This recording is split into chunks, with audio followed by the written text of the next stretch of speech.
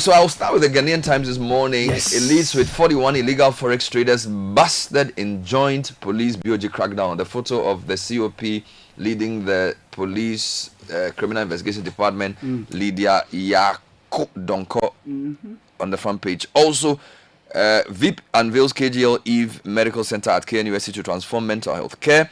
Experts meet in Accra to deliberate on building resilient healthcare systems in Africa, and Ghana must iconize Bagbe, former Kumewu MP. Somehow the Ghanaian Times missed the brouhaha in Parliament. Yeah. Yes. Yes, but that is captured on the front page of the Daily Graphic. Bandai seat creates chaos in Parliament. Also, Ghana loses $3 billion annually to corruption. That's coming from the Shraj Commissioner. Dr. Mane Boame's funeral Saturday and Sunday.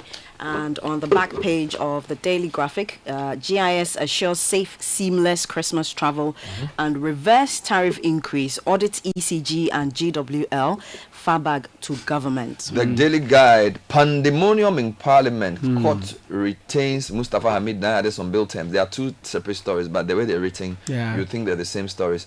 So minority says we won't abandon you, or MPP rather, to Nyindam. Also, 90 illegal Forex traders arrested. So how come the Ghanaian Times is reporting 41? Daily Guide is reporting 90. So the truth is somewhere in the middle.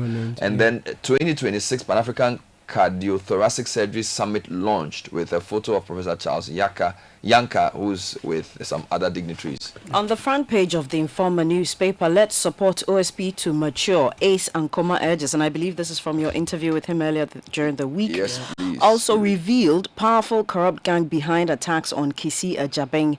NPP standard bearer race, Napo calls for clean campaign.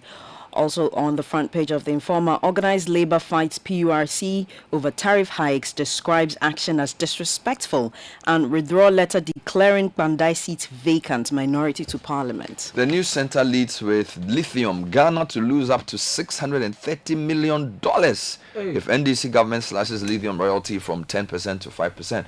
Also, unpaid ex-Heath Goldfields workers to picket at Lands Ministry today. How a senior housemaster sexually abused me at SHS. This is an article on page 9. And emerging tech demands new thinking from graduates. This is Ebenezer Asante. Okay, I'll take you to the New Publisher newspaper. Front page story, Parliament in complete disorder. Minority protests Bandai vacancy, comes with pictures of the unfortunate happenings in Parliament last night. Also, ECOWAS declares state of emergency in West Africa, and tourists who alleged kidnap snaps police investigators. Moving on to the Herald, they lead with attempts to cover up $12 million Ejapa royalties rot exposed. Also, apostles of rule of law, quote unquote, want Bandai irregularities whitewashed. In other headlines, NDC executives youth unite in protest against Nanton DC amid fertilizer diversion claim. And 8 billion city road maintenance trust fund under audit. Let's go to the Custodian newspaper. Withdraw Bandai seats vacancy letter to EC, minority tells Bagbin. Also on the front page, NDC's new lithium deal to deny Ghana $630 million. That's a warning from APL. And also halt approval of lithium mining deal, IEA to government.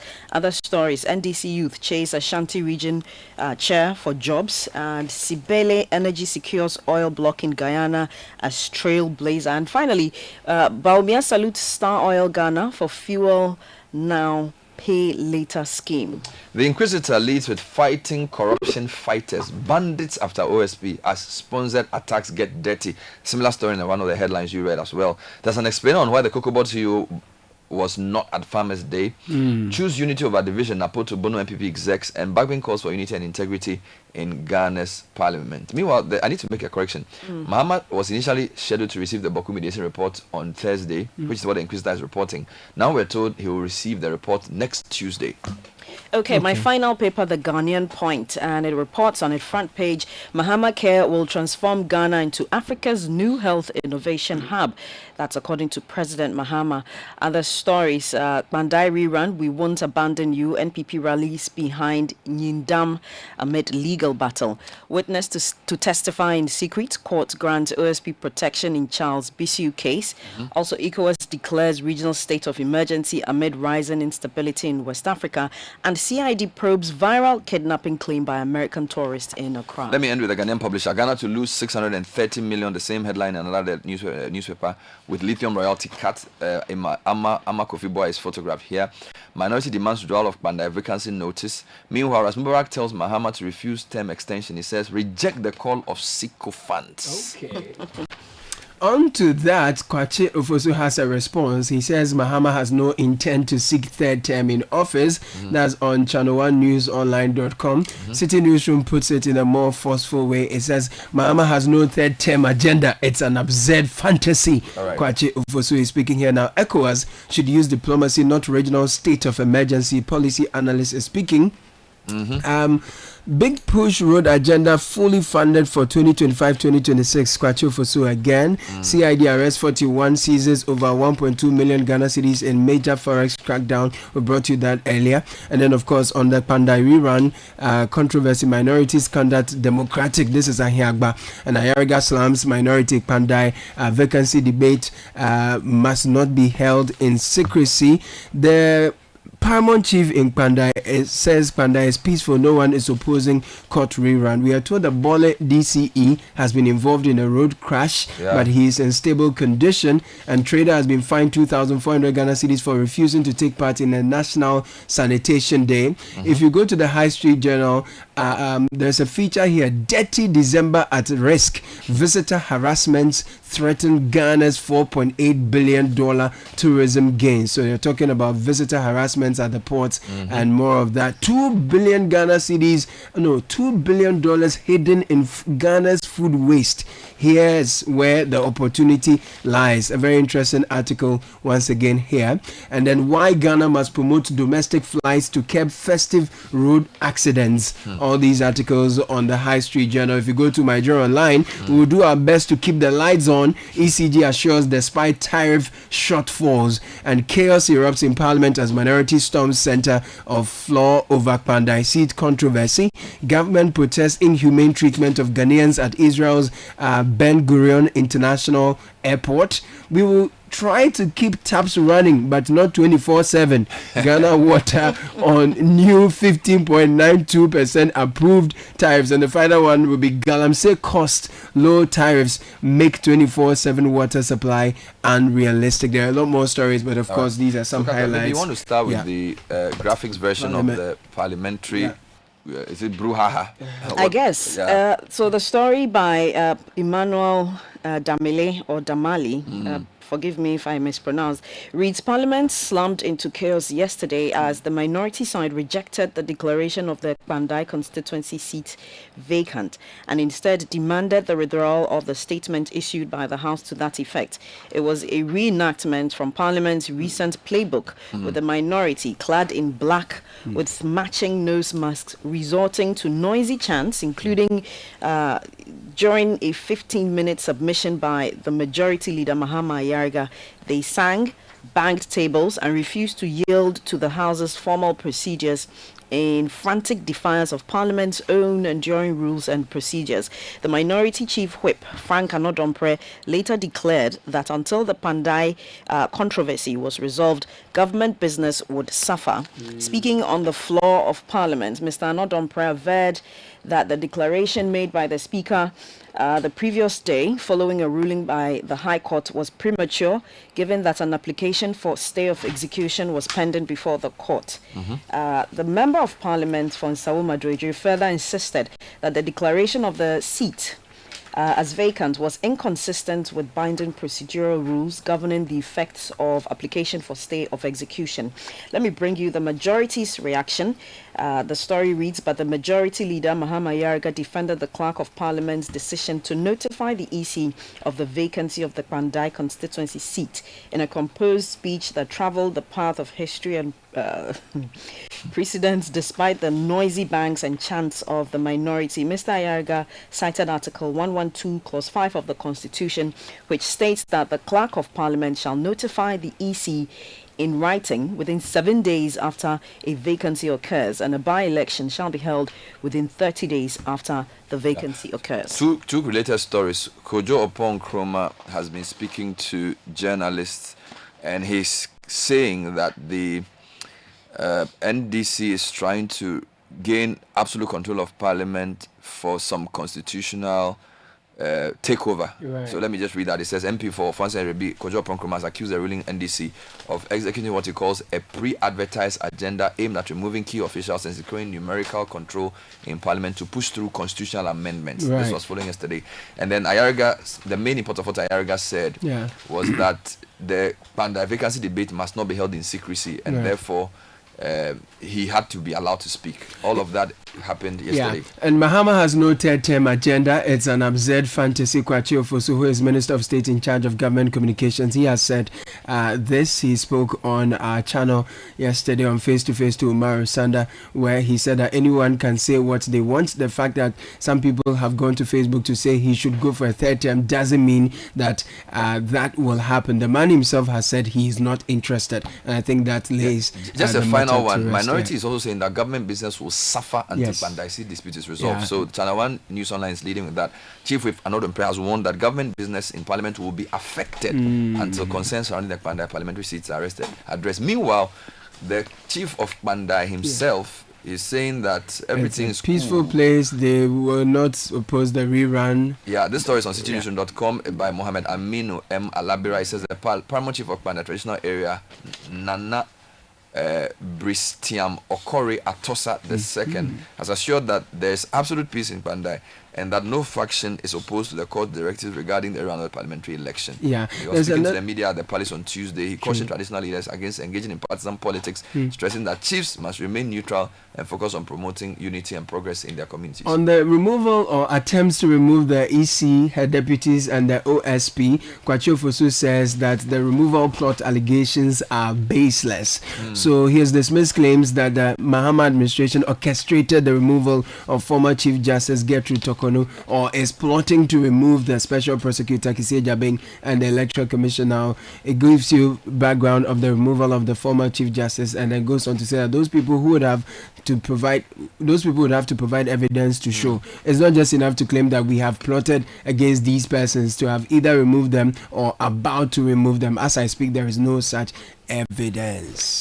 And related to that, the Informer newspaper has the story, powerful corrupt gang behind attacks on Kissie Jabeng. And I'll just bring you some 2 or 3 paragraphs. It says sources within the corridors of power, into brackets government, have confided in the Informer that the incessant attacks on the person of the Special Prosecutor William Kissie Jabeng and his outfit, the Office of the Special Prosecutor, will not stop anytime soon.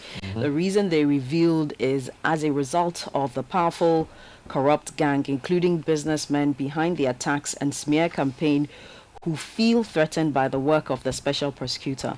According to the sources, this corrupt gang of businessmen who are on the OSP's radar, soon to be investigated for possible prosecution over corruption and corruption-related offences, have recruited mercenaries across the major political divide, commentators and influential voices within the social class to continue with ceaseless attacks on the SP by way of smearing him with corruption allegations, incompetence, to pave way for his removal. Right. But related to that, actually, just a quick one. Inquisitor has a similar story. Certain individuals who qualify to be called bandits with sponsorship from some corporate entities out to bastardize the anti-graft outfit. So the Inquisitor is thinking along the same lines as the Informer. Maybe they have similar sources. Yes. So this is still related to the Office of the Special Prosecutor, but I think it's called from your interview with lawyer Ace, senior lawyer Ace Ankoma. And the story reads, private legal practitioner Ace Anan Ankoma has called on all and sundry to lend their support to the Office of the Special Prosecutor, OSP, to deliver on its mandate instead of unwarranted attacks on its officers and the calls for its dissolution. He noted that the anti-graft body body, which only became effective and is delivering results under Kisia Jabeng, the SP, after years of inadequate funding, should be supported to grow and not killed prematurely. He pointed out that the Attorney General's department, established over so many decades, still struggles to secure convictions regarding white-collar crimes in the country, let alone an evolving OSP, which is less than a decade old and under-resourced since its inception until recently. I was looking for where they credit Citi with the story. You do your work, somebody takes it. That's fine. We also read the newspaper, so we'll take it like that. But dirty December at risk, visitor harassments threaten Ghana's $4.8 billion tourism gains. So visitor harassment at Ghana's airport threatens the $4.8 billion tourism gains from dirty December, highlighting the urgent need for a stronger protection and accountability. The High Street Journal writes, this is Asamoah George Opoku writing, that preparations are underway for parties, reunions, cultural homecomings, that December has come to represent a season that in recent times has cemented Ghana's status as West Africa's premier holiday destination. Goes on to say, as Ghana gears up for its peak tourism season, an uncomfortable concern is resurfacing. Reports from previous festive periods, including visitors being asked to make additional payments for clearance procedures, allegations of unreceipted cash collections at Kotoka International Airport, and the widely circulated case of African American tourists who claimed that they were abducted and extorted by individuals they believe to be police officers that have cast a shadow over the preparation. So the High Street Journal is calling on all the Ghana Tourism Authority and all the stakeholders, relevant state institutions, to ensure a harassment-free experience for our tourists this particular festive season. Let me give you two quick stories related to audits. The Herald has them attempt to cover up $12 million Ejapa royalties rot exposed. This one is a continuation of a story yesterday around confusions around MIF and what it does. So, according to the story, there's an orchestrated effort to conceal the $12 million spent on the failed Ejapa royalties deal. And basically, they're saying that it's faced a strong opposition from a leading law firm, OSAD Legal Services. Through an official statement, it demanded the immediate retraction of what it describes as malicious and fabricated online publications by a portal, asaseradio.com. And then it goes on to give us a background of what has happened. Then there's also an 8 billion CD road maintenance trust fund under audit in the same paper. So the Minister for Roads has charged members of the newly inaugurated Board of Trustees of the Road Maintenance Trust Fund to play a central role in advancing the government's agenda to improve the country's road network.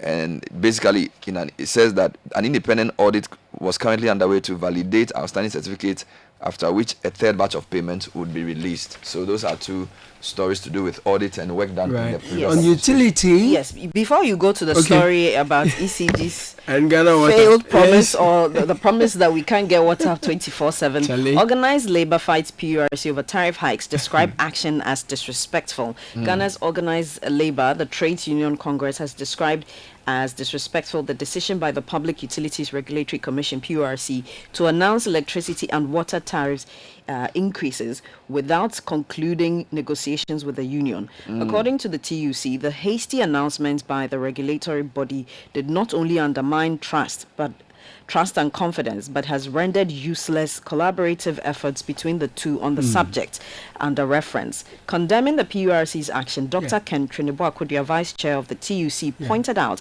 that such unilateral decision could compromise future engagements between the two bodies, explaining that all Organized Labour sought to do was to help establish a fair and realistic tariff structure for its members in the face of daunting economic challenges vis-a-vis the 9% base pay increment. Consequently, Organized Labour has called for the withdrawal of the 9.86% increase in electricity tariffs and 15.92% hike in water tariffs, scheduled to take effect from January 1, 2026. So this festive season, what you don't want is that your taps won't run and your lights will be off. So is there any assurance for you that your taps will run? I have some message for you from the Ghana Water Company and then also Electricity Company of Ghana. Both on my journal line, we will try to keep your taps running, but not 24/7. With a 15% hike. We will try. 15.92% approved tariff. Ghana Water Company says it will keep working to maintain water flow across the country, but Ghanaians should not expect round-the-clock supply under the current tariff regime. So that's the detail here. It seems as if people are more tolerant of the Ghana water proposed tariff increase than the ECG one. I think ECG just annoys people when they say they want to increase the tariffs. He said we'll do our best to keep the lights on despite tariff shortfalls. Let me end with the illegal forex traders. Yes. So it's a major crackdown between the CID and the BOG. I'm using the daily guide version. It says a total of 90 suspected illegal forex traders have been arrested by personnel of the Ghana Police Service, of which 13 have been charged and brought before an Accra Circuit Court for prosecution. Cash exhibits retrieved during the operation, which began in August this year, have been secured and forwarded to the Bank of Ghana for safekeeping as investigations continue. Addressing media at the police headquarters, DGCID Commissioner Lydia Donko said the suspects are not only Ghanaians but Nigerians, Togolese, Beninois, among others, and are deeply engaged in illegal forex trading in the country. She said the operation, a collaboration between the CID and the BOG, targeted illegal foreign exchange activities in Accra, is part of a nationwide effort to clean up the foreign exchange market, promote economic stability, and ensure that all forex activities comply with Ghana's laws. I think it's a good thing. Yeah. You can't go to any serious country and see people exchanging currency but on the roadside. At all. In Ghana, you can do it anywhere. So I think this one, they should continue. Zion.